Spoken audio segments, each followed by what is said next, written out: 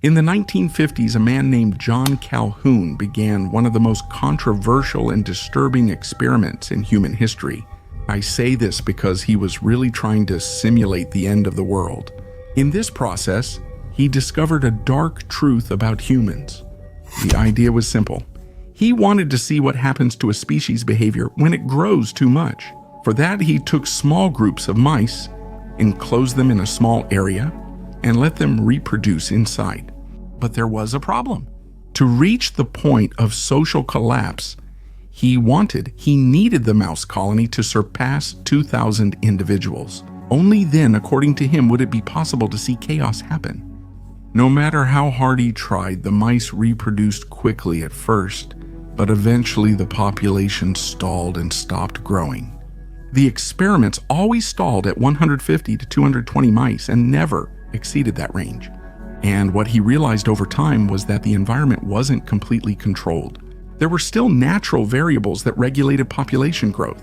Low temperatures sometimes killed animals, along with infections, diseases, shortages, and occasional predators. It didn't matter. Something always kept the population from exploding. It was nothing more than nature interfering and always finding a way to keep everything in balance. It was only after 24 experiments that Calhoun finally found the solution to his problem. He had a radical idea. He decided to eliminate all of that, to eliminate any kind of difficulty. The goal was to create a fully stable environment where all basic needs, food, water, shelter, temperature, and hygiene, were guaranteed. And, even better, where there were no predators, threats, scarcity, or anything that would prevent them from reproducing and thriving. The 2,000 mice. That's how Universe 25 was born, a space designed to be the utopia for mice. An arena of almost 3 square meters divided into 4 interconnected levels, with several nests prepared to house a large colony of mice. Food was automatically replenished, water stayed fresh in clean dispensers, the environment was regularly sanitized to prevent disease, and the temperature was maintained at an ideal 22 degrees.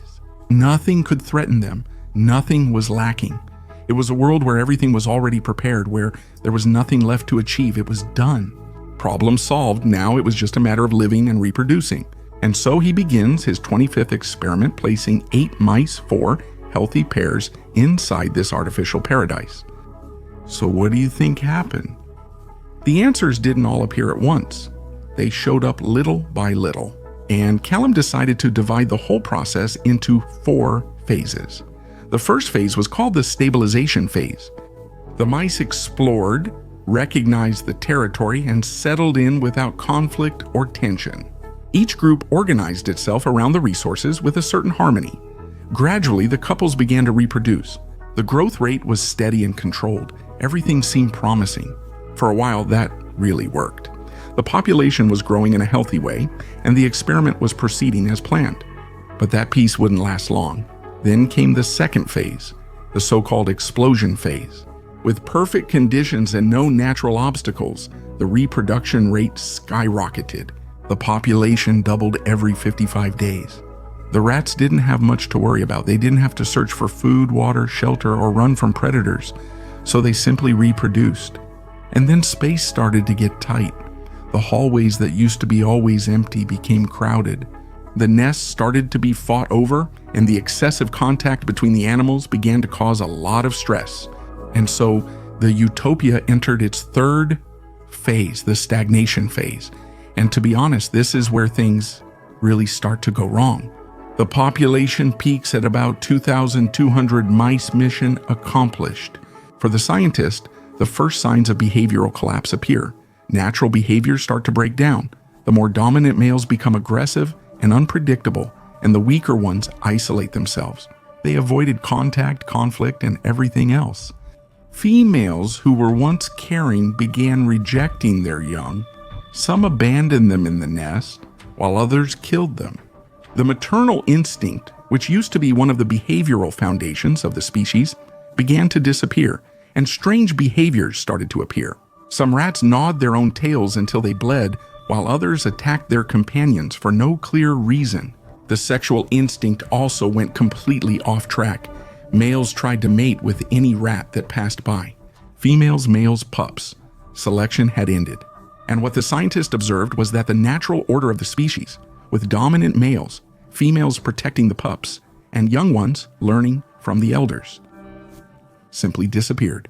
And in the midst of all this chaos, the most symbolic group of the entire experiment emerged, the group that Calhoun named the Beautiful Ones.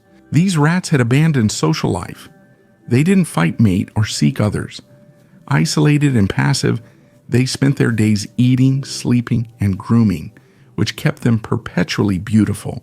Their fur was always spotless, and their behavior was defined by meaningless, repetitive actions.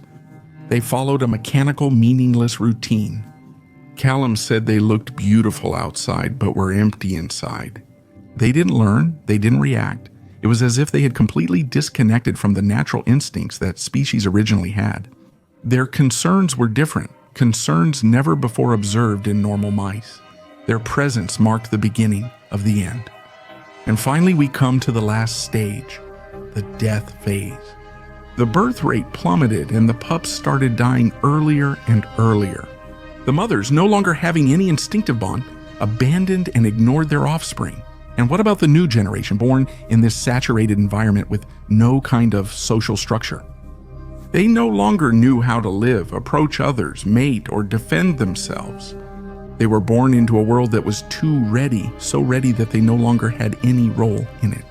They're born and see useless, lost mice and rats, cold, absent, unsure what to do. Even with Calhoun's entire system still working perfectly, food, water, shelter, society collapsed. The last recorded birth was on day 600. Afterward, the reproductive cycle ended. No one came close or showed the interest again. The colony kept shrinking until it disappeared completely around day 920 when the last rat died. That's how Universe 25 ended. A society that didn't need anything external to end. It was enough to have everything, enough to have no more purpose, no more goals. They destroyed themselves.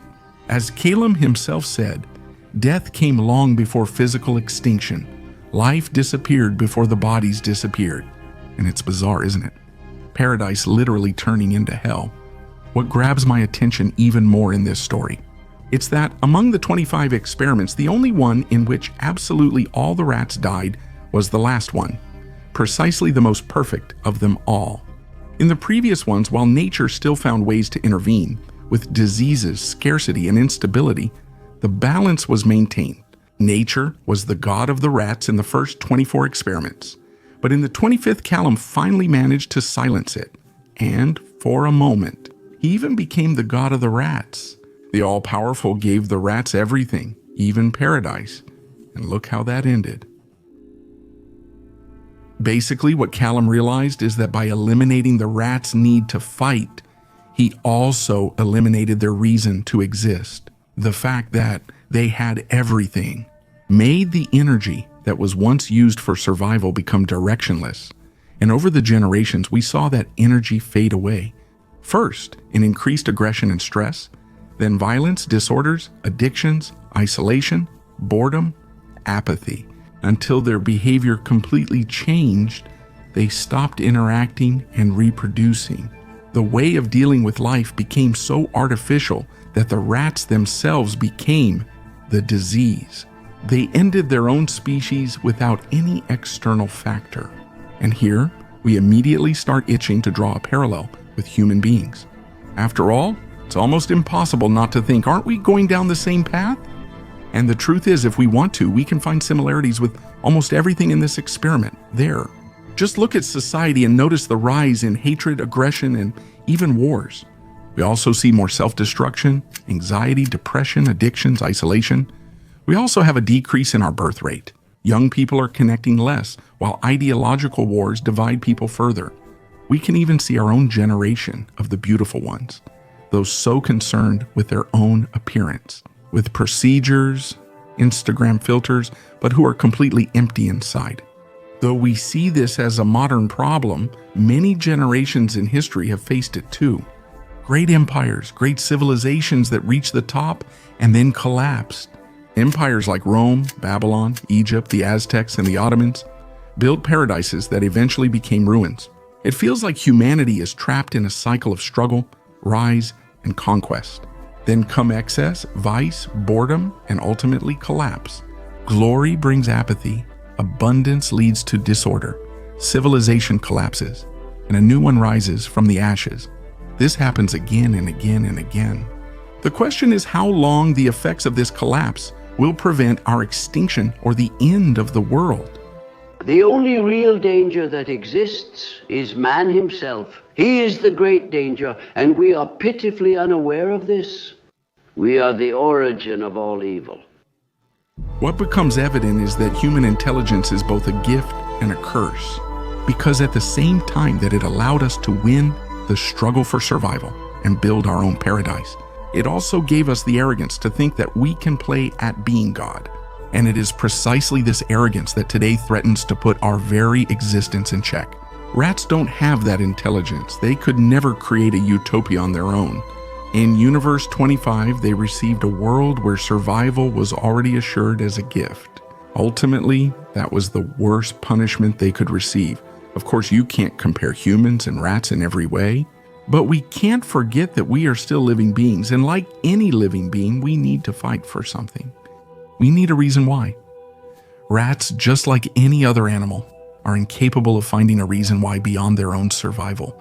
They simply don't have the mental structure for that. Humans have that ability and are more complex, self-aware, and creative. But incredibly enough, we still fall into the same trap. An interview once shocked the world when former fighter Mike Tyson revealed his best years were spent in prison. A man who built his own paradise, money, fame, women, power. Maybe he experienced what the rats did in the experiment. After conquering everything, his way of dealing with life became so artificial that he needed to lose everything in order to find peace, to find meaning in his life. God will punish you by giving you all you want. Let's see if you can handle it. Excess is also capable of destroying the human mind. We let pleasure, vanity, and ego guide us so much that we lower ourselves to the intelligence of rats. And maybe we're even worse than they are because at least they didn't know what they were doing. But we are fully aware, and even so, we choose the same path. If you enjoy my videos, check out my series, The Key to the 3 Dimensions. 10 episodes take you to a deeper reflection about life and yourself. If you're interested in this video that's appearing on the screen, I'll explain more about it.